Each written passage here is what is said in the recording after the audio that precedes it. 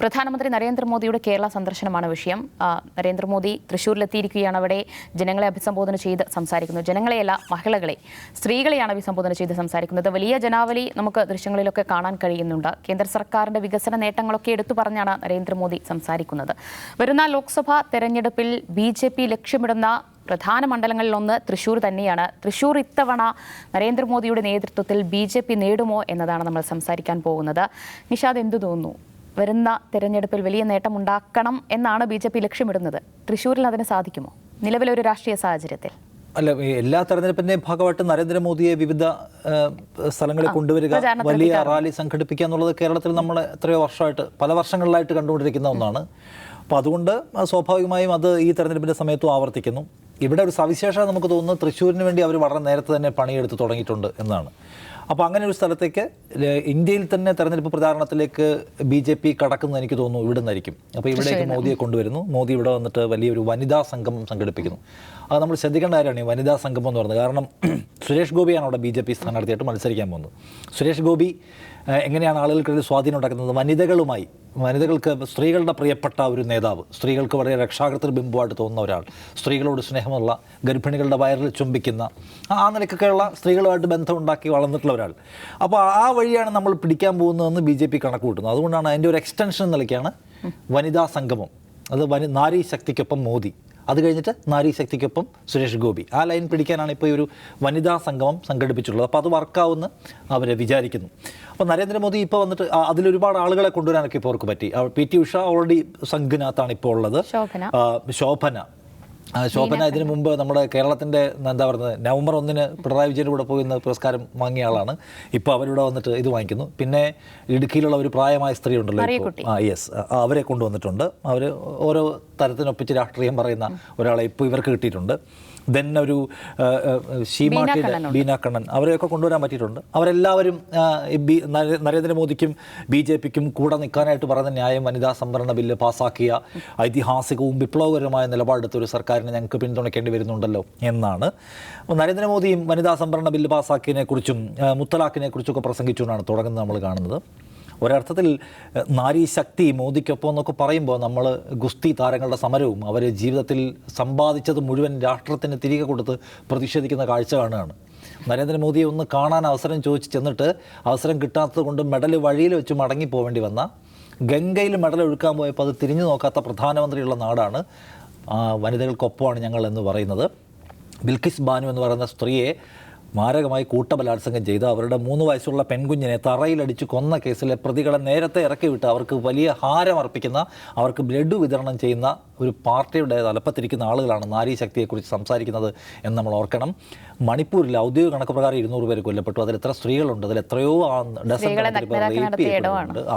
2 സ്ത്രീകൾ നഗ്നരാക്കി നടത്തിയപ്പോൾ മാത്രം എനിക്ക് ദേഷ്യം വരുന്നു എന്ന് മാത്രം പറഞ്ഞ പ്രധാനമന്ത്രിയാണ്. അദ്ദേഹം അതിനോട് എങ്ങനെയാണ് പാർലമെന്റിൽ പ്രതികരിച്ചത് നമ്മൾ കണ്ടു. പാർലമെന്റ് നടക്കുന്ന ചർച്ചയിൽ നിന്ന് മുഴുവൻ വിട്ടുനിന്നുകൊണ്ട് തൻ്റെ സർക്കാരിനെതിരെ ഉയർന്നു വരുന്ന ചോദ്യങ്ങളെയും വിമർശനങ്ങളെയും അവഗണിക്കുകയും ഒരർത്ഥത്തിൽ പുച്ഛിക്കുകയും ചെയ്ത ആളാണ് അദ്ദേഹം എന്ന് നമുക്ക് കാണാം. പിന്നെ വനിതാ സംവരണ ബില്ല് നടപ്പിലാക്കിയതിനെക്കുറിച്ച് ശോഭനയൊക്കെ പ്രസംഗിക്കുന്നു.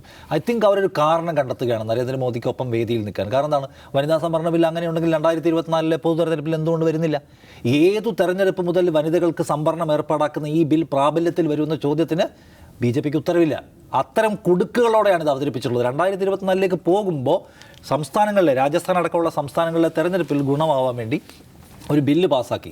ആ ബില്ലിന് സെൻസസിന് ശേഷം സെൻസസ് എന്താ വൈകുന്നത്? ആരാ വൈകിക്കുന്നത്?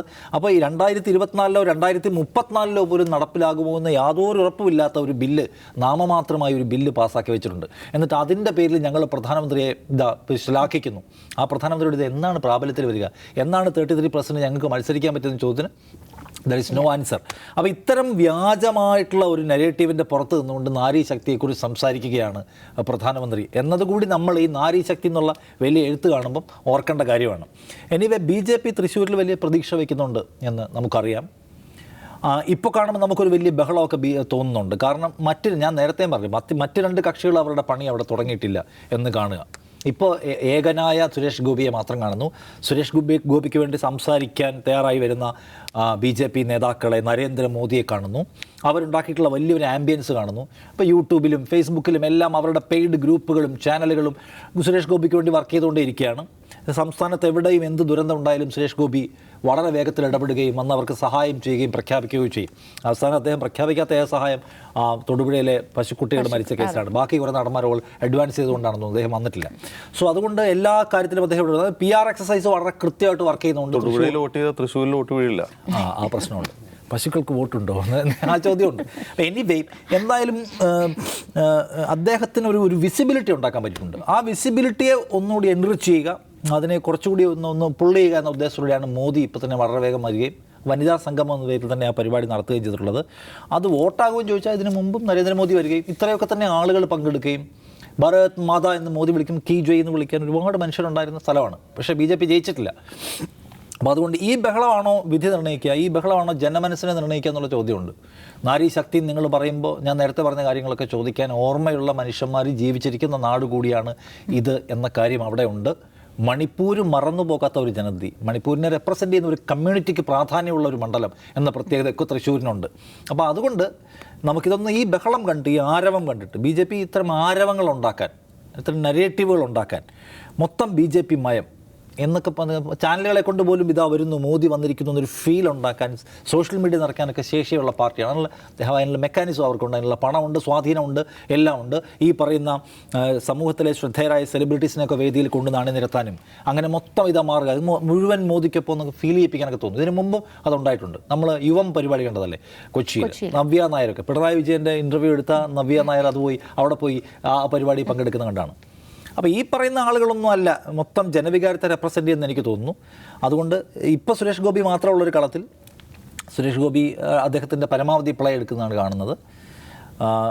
തെരഞ്ഞെടുപ്പ് ചിത്രം അവിടെ വന്നിട്ടില്ല. വരുമ്പോഴാണ് നമുക്ക് അതിനകത്ത് കുറച്ചുകൂടെ ഒന്ന് ഒരു ഡീപ്പായിട്ട് കമൻറ്റ് ചെയ്യാൻ പറ്റുമെന്ന് എനിക്ക് തോന്നുന്നത്.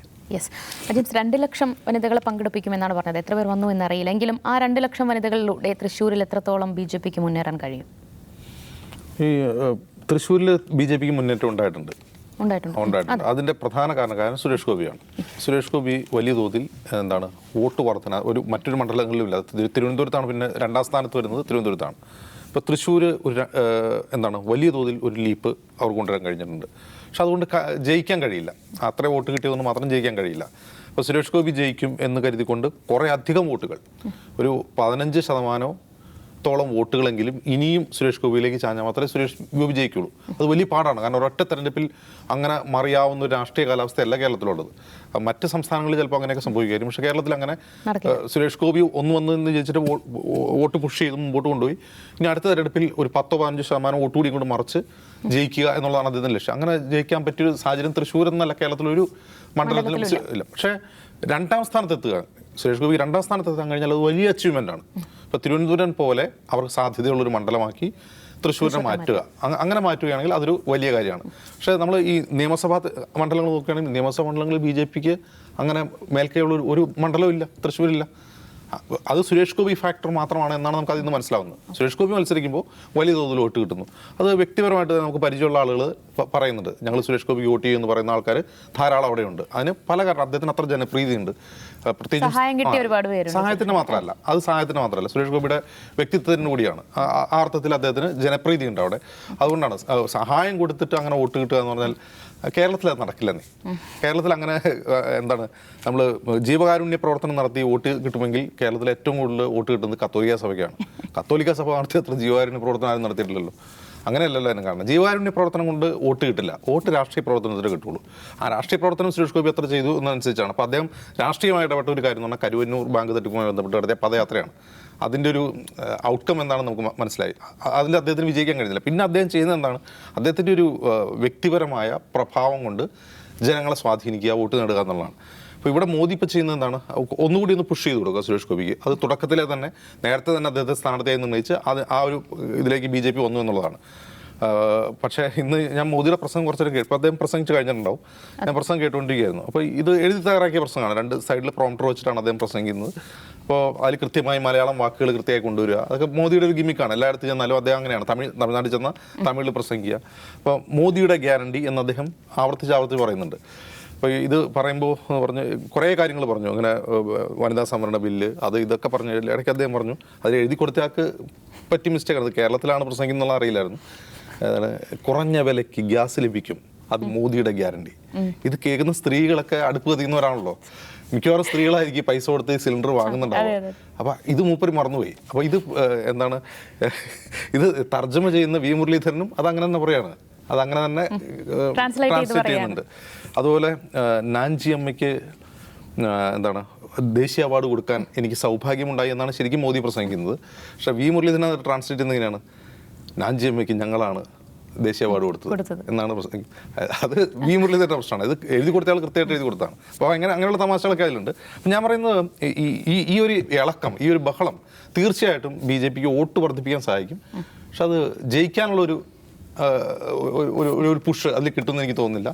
സെക്കൻഡ് വരികയാണെങ്കിൽ, രണ്ടാം സ്ഥാനത്ത് വരികയാണെങ്കിൽ അതൊരു വലിയ അച്ചീവ്മെന്റ് ആയിരിക്കും സുരേഷ് ഗോപിയെ സംബന്ധിച്ച്. യെസ്, എന്തായാലും ശക്തമായ പോരാട്ടം തന്നെയായിരിക്കും തൃശ്ശൂരിൽ ഉണ്ടാവുക എന്നത് ഏറെക്കുറെ ഉറപ്പാണ്. വിജയിച്ചില്ല എങ്കിലും ഒരുപക്ഷെ രണ്ടാമതെത്താനെങ്കിലും കഴിഞ്ഞാൽ അത് BJP വലിയ വിജയമായി തന്നെയായിരിക്കും പറയുക.